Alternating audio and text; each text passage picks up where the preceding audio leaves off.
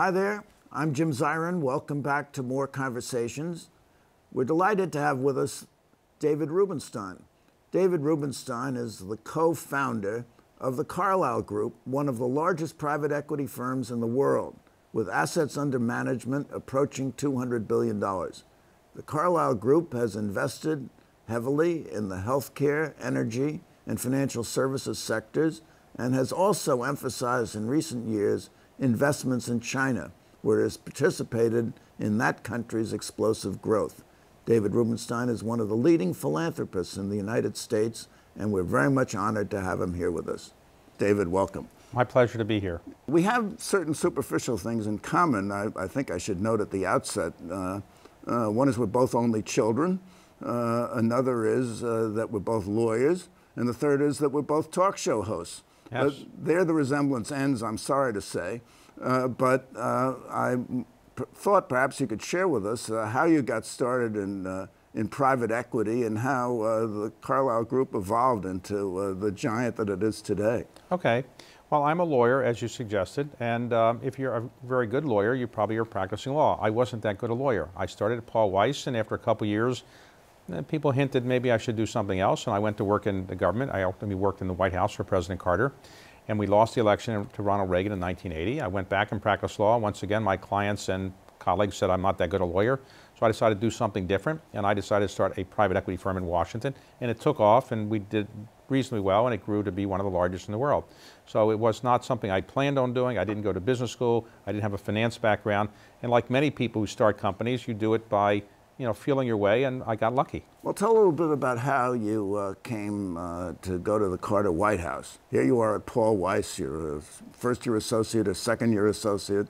What attracted you to Paul Weiss, and then what attracted you to government? Well, when I was in the 6th grade, I heard John Kennedy's famous speech, I should say, about asking not what your country can do for you, but what you can do for your country. And that was his great inaugural address, written to a large extent with the help of Ted Sorensen. And Ted Sorensen was somebody I idolized because he was a great White House role model, a person who had been a great White House aide, and I thought maybe I could go in the White House. I wasn't handsome enough to be a candidate, I wasn't wealthy enough to be a candidate, but I could be an advisor, I thought. So after law school, I went to work in his firm, Paul Weiss, and after a few years of working there, it became clear I wasn't a great lawyer, but he helped me get a job in government and ultimately got me a job working the Carter campaign. And then Carter won the election in 1976. I joined Carter when he was 33 points ahead of Gerald Ford, and after my work, Carter won by 1 point.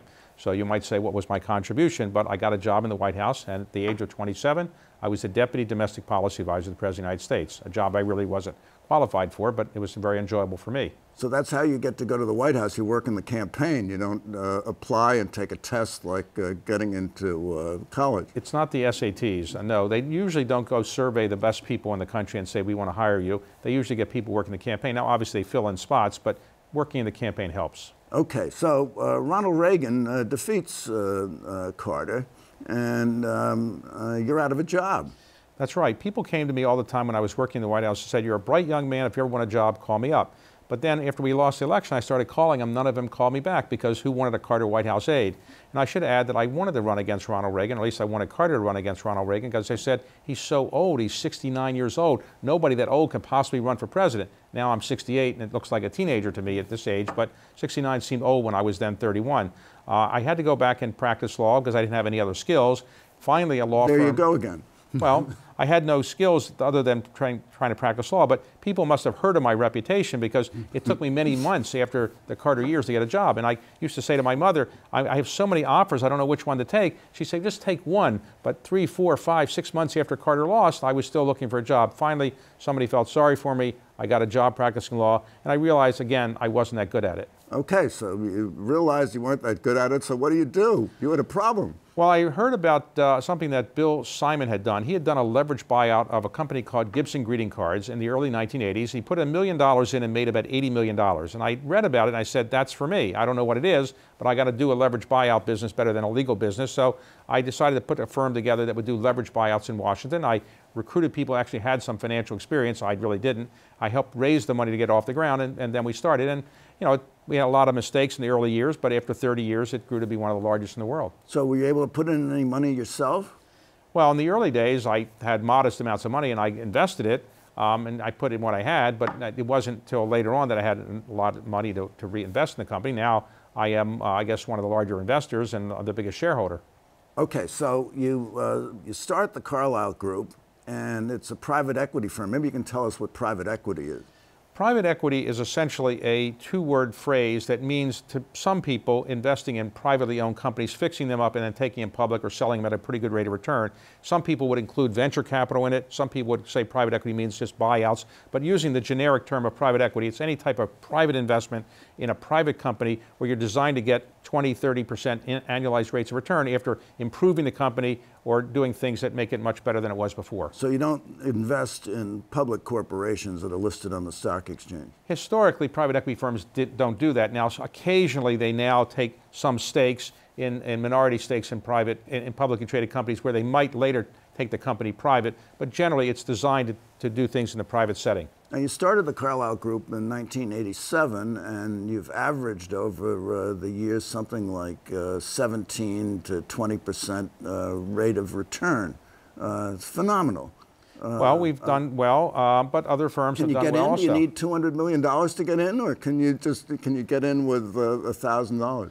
Well, it's hard to invest with $1,000, so you can buy our publicly traded stock. Though I don't know if I say that, I'll get in trouble with the SEC. But the truth is that most people invest in private equity. Well, you didn't say buy it, you said you could buy it. Right, you could. Most people who invest in private equity are investing in longer term funds, which typically have a 10-year duration, 5 years to invest, 5 years to exit. And generally the typical minimums have historically been around $5 million. Some days you can maybe get into some other private equity vehicles at smaller amounts. We have vehicles that you can go in for $50,000, but generally it's not somebody who's putting $1,000 in that's going into a private equity fund, but you can in the future do that. I think in the future 401ks and IRAs will be allowed to invest in private equity. Now, what accounts for the phenomenal success of the Carlyle Fund? How is it you succeeded where so many others have failed? Well, there are others that have succeeded as well, but what we did is we were very focused on doing well for the investors. We always aligned ourselves with the investors. We put our own money alongside theirs. We were very focused on having expertise in given industries. We did some things to make the companies better. We brought in people who had operating experience. We did many different things. We had our failures too. We've done about 1,000 deals over 30 years, and not everyone's worked out. But on the whole, they've generally worked out, and we've done pretty well.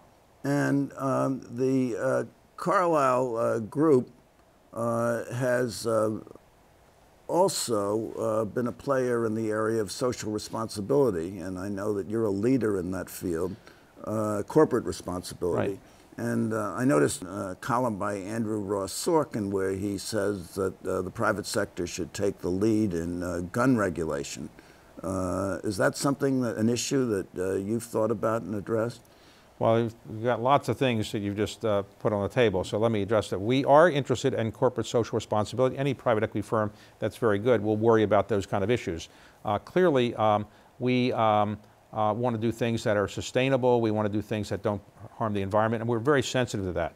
In terms of gun control and gun regulation, that is not an area that we have historically been involved with as a firm.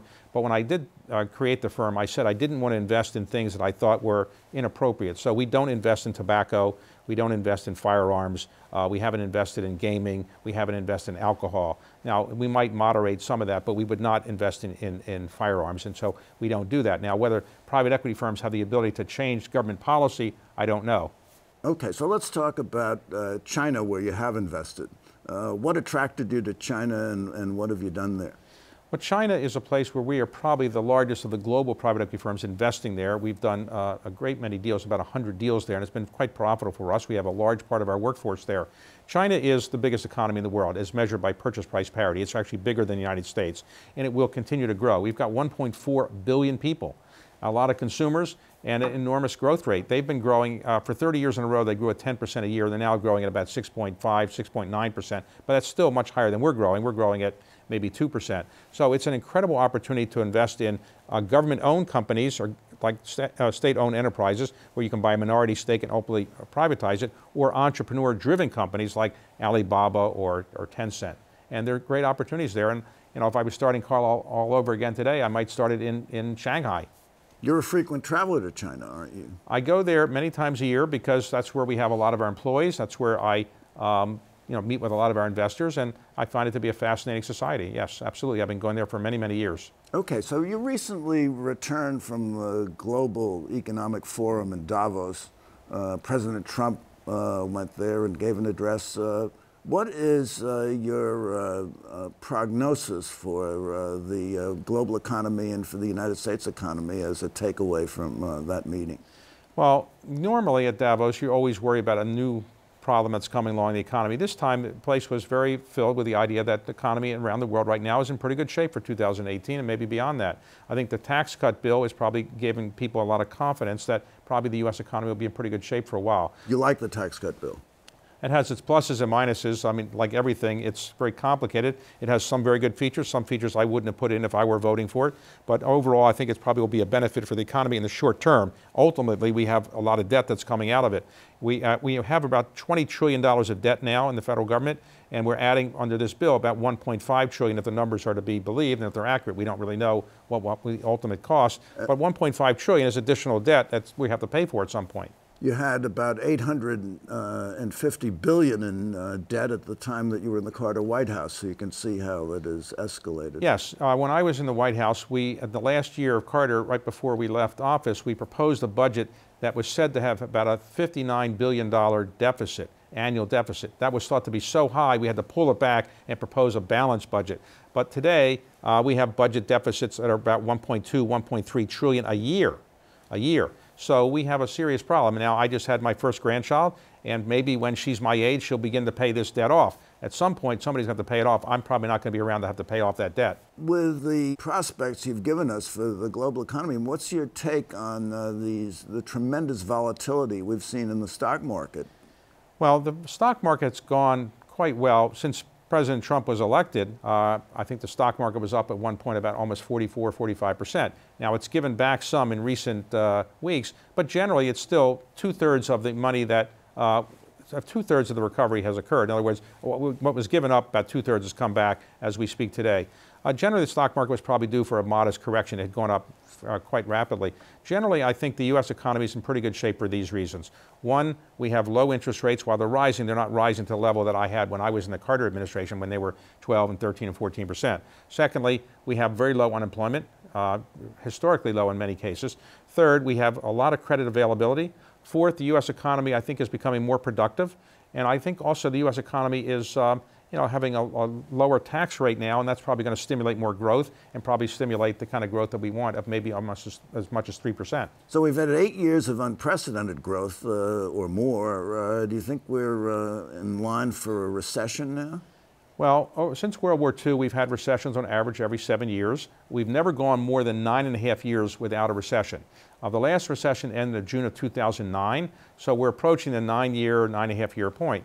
I can't say when there's going to be a recession, of course, and I get in trouble every time I say it might happen. Eventually, there will be a recession at some point. I just don't know when. But I think for the next year, year and a half, 2 years, we're in pretty good shape. Okay. So let's shift to foreign affairs. You've recently taken over as chairman of the Council on Foreign Relations. What do you think you're going to accomplish there? Well, I hope to make the council as relevant as it could be and make sure that members are well educated about what's going on foreign policy issues. The council is run day to day by its president, Richard Haass, who's been there for about 12 or 13 years, done an excellent job, and he'll stay for quite some time. So my job as the chairman is to run the board and maybe help out in different ways, but the day to day, Richard Haass is really running it. What I hope to do is make sure that the organization does much more in educating young people about foreign policy and national security issues. That's one of the main areas of focus that Richard Haass and I have had, which is education. Make sure people know more about national security issues than they do today.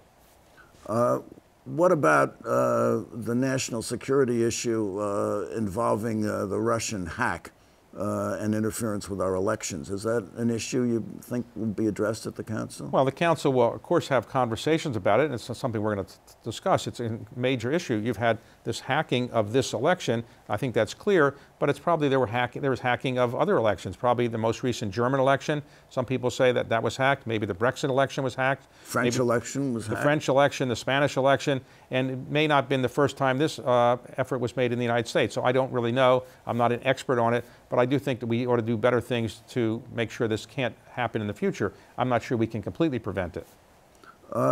Now, let's move on to philanthropy, where you've been a major player. Right? You've been board chair at a number of philanthropic institutions, educational institutions, as well as the arts.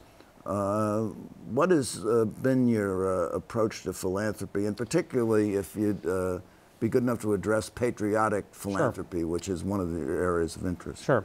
I came from very modest circumstances. My father worked in the post office. He never made more than $7,000 or $8,000 a year. So you share that with Lloyd Blankfein?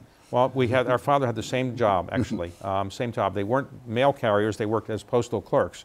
And so we both came from very modest circumstances, as Lloyd and I have talked about it many times. He and I are very fortunate. In my case, I made a fair amount of money in the latter years of my life. Now I feel I want to give it back to the country and give it back in ways that repay my obligation to the country for the good fortune I've had. So I give a lot of my money to education, a lot of my money to medical research, a lot of my money to cultural organizations. But one sliver of it is for what I call patriotic philanthropy, to remind Americans of our heritage, the good and the bad, and to help Americans learn more about our history. So I bought historic documents like the Magna Carta, the Declaration of Independence, put them on display so people can see them. Hopefully they'll read more about it when they go home and become more informed citizens. And then I've tried to fix things like the Washington Monument, the Lincoln Memorial, and other historic monuments so people will go there, visit it, and learn more about our history. Very few people take civics courses anymore. Very few people know much about our history. Very few people, I think, are as well educated as they should be about our history, and so I'm taking my little role and trying to do something about that. Well, Magna Carta was 1215, long before the United States of America was a gleam in anybody's eye. Why did you want to, there are very few exemplars of Magna Carta outside of England, I think only 3. You have one of them, which you gave to the National Archives. Why Magna Carta? There are 17 extant copies, 15 in British institutions, 1 in the Australian Parliament, and only 1 in private hands that I now own, and I put it in a long-term permanent loan to the National Archives. It was actually more important in our country than in England, because it was ignored in England after it was put into effect for many years. It didn't have that much impact in England for quite some time as the Parliament rose and other things happened there. In the United States, when the charters for the colonies were granted, they said you have the rights of Englishmen if you live in these colonies. And so when we had the dispute with England in 1775, 1776, many of the colonial leaders said, we have the rights of Englishmen, the rights of the Magna Carta. So if you read the documents written by Thomas Jefferson, John Adams, and others at that time, they cited the Magna Carta as one of the reasons why they felt they were not being given the rights that they were entitled to. And so it did have a big impact in our country. Certainly impacted the evolution of the concept of due process of law, which is fundamental in the Constitution. Absolutely. The Magna Carta, the original Magna Carta in 1215 said that there should be a due process really for barons, but ultimately expanded to everybody. But due process has been one of the most important things. That's called trickle-down.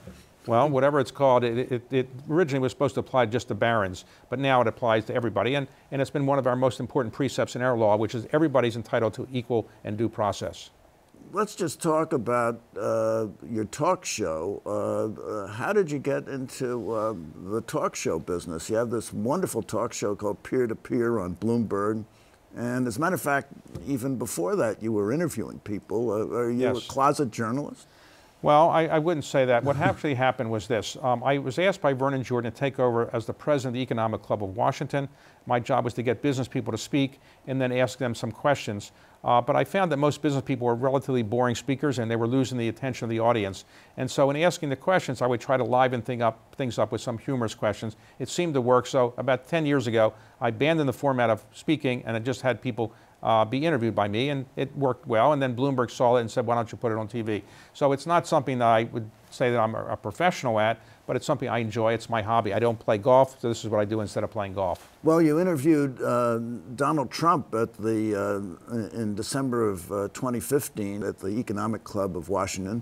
It was an hour-long interview, and find it on YouTube. It's really quite fascinating. What was your take on Donald Trump, and what happened there? Well, I invited him to come. I was always looking for speakers, and people said that he would be a draw, and he was. We drew about 800 people. It was covered live on C-SPAN, and he told me he liked the interview, and he told me in the green room that ask him anything I wanted, but ask him if he was going to run for president. I said, President of what? He said, President of the United States.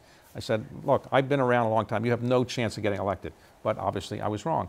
He also asked me to ask about his hair, and he said people always ask about his hair, and he wanted to make sure people knew that it was real. It was a good interview. Some of the clips have been on YouTube. One of the questions I asked him was, Donald, I called him Donald then, do you ever have any self-doubt? I mean, I have had self-doubt all the time. I always have self-doubt. Do you have self-doubt? And he really didn't have any self-doubt. He really struggled with what self-doubt was. So clearly, he's a person, a very confident person, very self-assured. Well, it's hard to have self-doubt and make your way to the White House. But did you ask him the question in 2015 as to whether he planned to run? And what did he say? He said he was looking at it. Yes, he said he was looking at running, and I didn't think he had a chance of winning because no business person had ever been elected president of the United States. He had never been elected to anything. So I was wrong. I've been wrong about most presidential elections, as it turns out. So I thought Carter would get reelected, and I thought Hillary would get elected, but I've been wrong.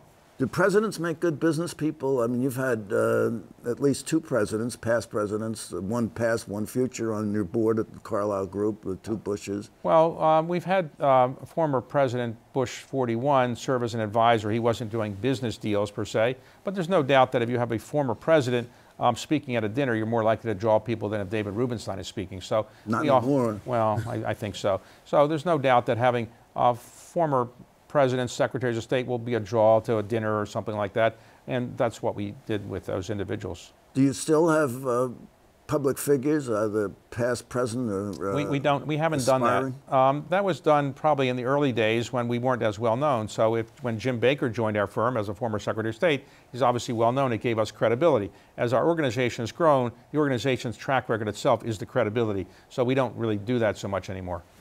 Well, let's talk a little bit about peer-to-peer. You have had some marvelous guests. I wish I had them. You had Oprah.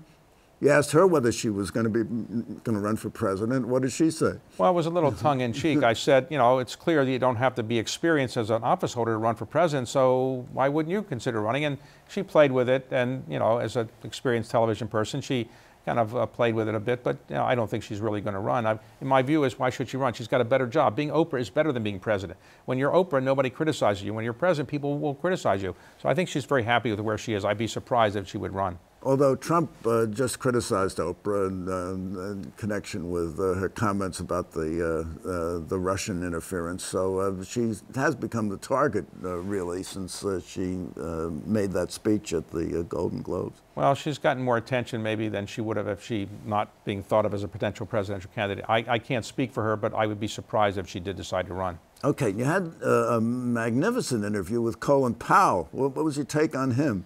Colin is somebody I've known for a long time, and he's a great American figure. I mean, he came from the segregated military, in effect, it was desegregated, but he was in Alabama and living in parts of the United States that were segregated at the time. He rose up to be a 4-star general, Secretary of State, and the head of our Joint Chiefs of Staff. So an incredible story, and I just tried to go through his life with him, and he's a man who I think is idolized by virtually everybody that's had any chance to know anything about him. Well, you've also had some CEOs. You've had Jeff Immelt. You've had Lloyd Blankfein. Which has been your favorite interview? Well, it's like asking which of my children are the favorite, so I'm not going to say. It's like if I ask you which is your favorite, and I would say that I've enjoyed them all. I prepare very carefully for them. I know the people I'm interviewing generally pretty well, and I try to do it in somewhat of a little tongue-in-cheek from time to time, but generally have a serious discussion and try to give people a sense of what made these people great, what made them leaders, and what makes them tick. So we're drawing to a close, and I wanted to ask you, of all your many enviable accomplishments, you're certainly one of the wealthiest men in the nation. You are a great philanthropist, a talk show host. What do you view as your most singular accomplishment? What I'm most proud of is that my mother used to call me up and tell me when I was giving away money here and there, you're doing something useful. When I was making money, and Carlyle was doing well, she never called me and said, David, I'm really proud you made another IPO, or David, you sold another company and made a good profit. When I started giving away money, she would call me and say, now I'm really pleased with what you're doing. So I call it the mother metric. When your mother calls you up and tells you you're doing a good job, what more can there be in life than that to make you happy? Is there something more you'd like to accomplish that you haven't accomplished yet? Well, I'd like to live a long time to do the things I'm interested in. I'm now 68 years old, and I have an actuarial life of another, 15, 20 years, something like that. There's not likely that I'm going to be around forever. So I'm going to try to give away my money while I'm alive so I can see where it's going. I want to make sure that my children grow up to be responsible, happy, healthy adults. And my grandchild now, and hopefully other grandchildren, will live to be in a world where there are many, many things that are better than they are today. But generally, I want to make sure my company is doing well. I want to make sure my philanthropy is doing something useful. And then ultimately, I will do what is the hardest thing in life to do, which is to be happy. Personal happiness is the most elusive thing in life. I'm personally happy, but I always want to be happier. So I have a question for you, David Rubenstein, and that question is, you're a man for all seasons. What do you see as your greatest legacy? Well, I don't know. Probably in time it'll be my philanthropy and not probably the company I built. A lot of people build companies, and I'm not sure that will be seen as so unique. Probably patriotic philanthropy, which is giving back to the country in ways to remind people of our historic accomplishments, the good and bad. Probably I'll be better known for that than building a company or other philanthropies, because many other people are doing some of the other things that I'm also doing. That is just wonderful. So David Rubenstein, thank you so much for coming by. My pleasure to be here. And thank you for coming by. Tune in next week for more conversations. For Conversations, this is Jim Zirin. Take care and all the best.